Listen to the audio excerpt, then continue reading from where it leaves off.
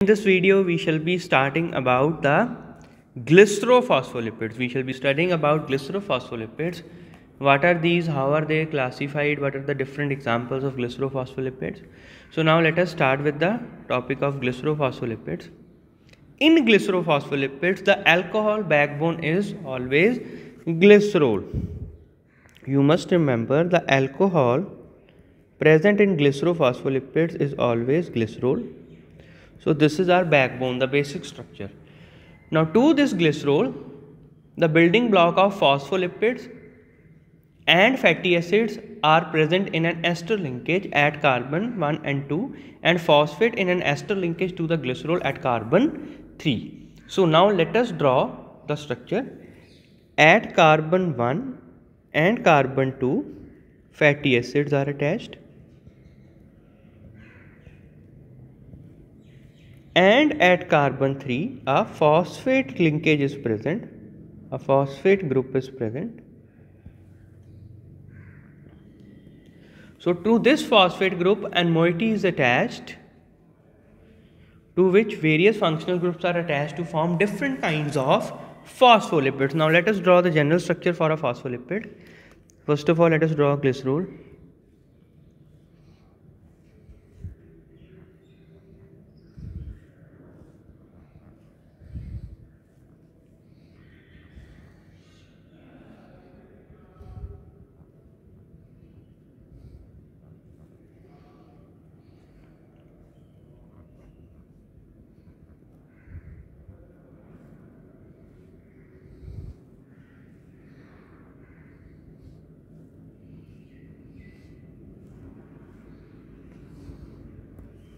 So this is the general structure for a phospholipid.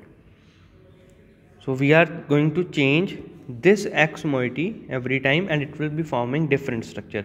Our first example will be, now I am just drawing the structure, you will have to remember them. I am writing the basic function of them along with it. Now the first one is phosphatidic acid. Phosphatidic acid. In phosphatidic acid, X is H. So we are just replacing this X with H in phosphatidic acid. The structure is as follows. I am drawing the structure. So you just remember the change in the moiety. So I will be changing the structure somewhat in its arrangement.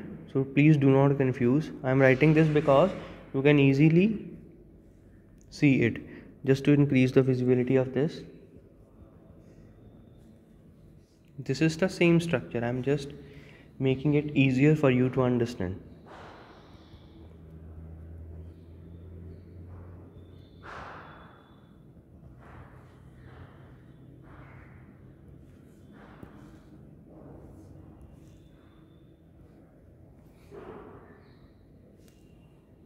Now along with O, a hydrogen will be added.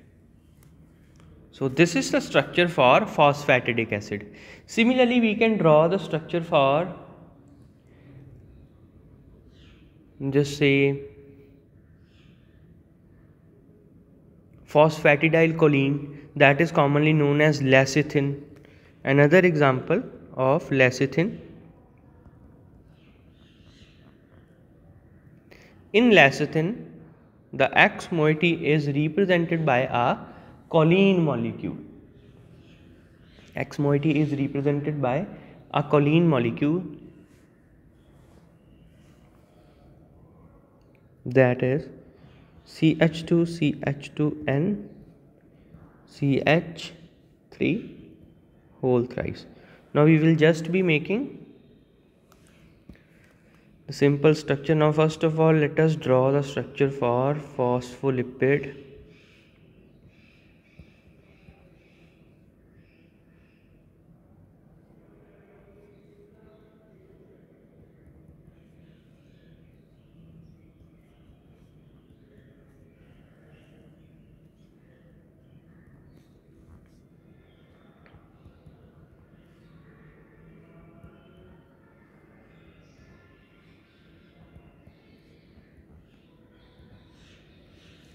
Now at this position the moiety is changing and it is becoming CH2,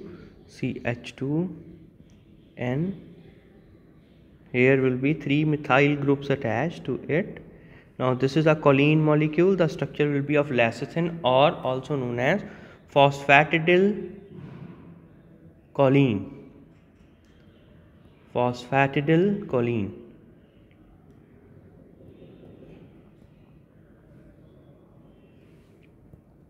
This is the structure for choline.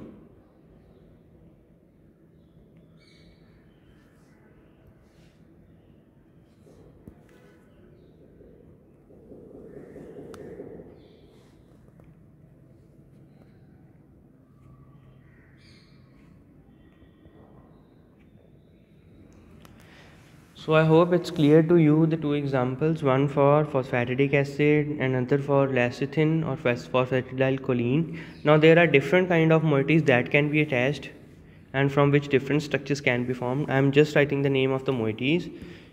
There is an example where X is ethanolamine, where at X group ethanolamine is attached.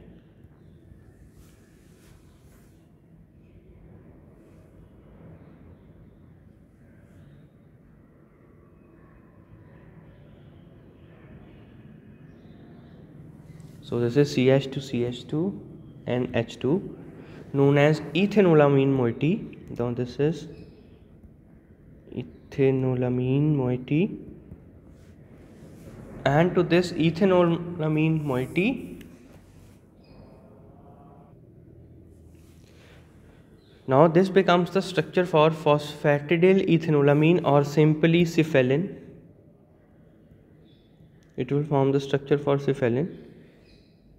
Another example of X moiety can be adding the structure of myoinositol.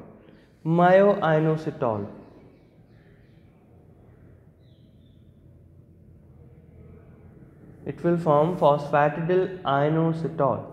Now we will be drawing the structure for myoinositol, in which X moiety is written as this.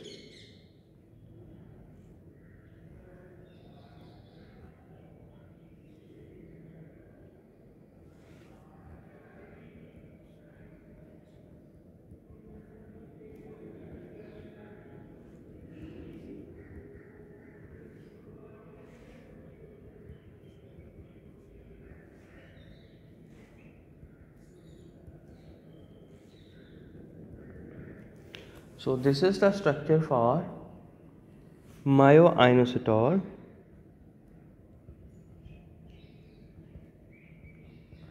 and after joining this with phosphatidic moiety, it becomes phosphatidyl inositol.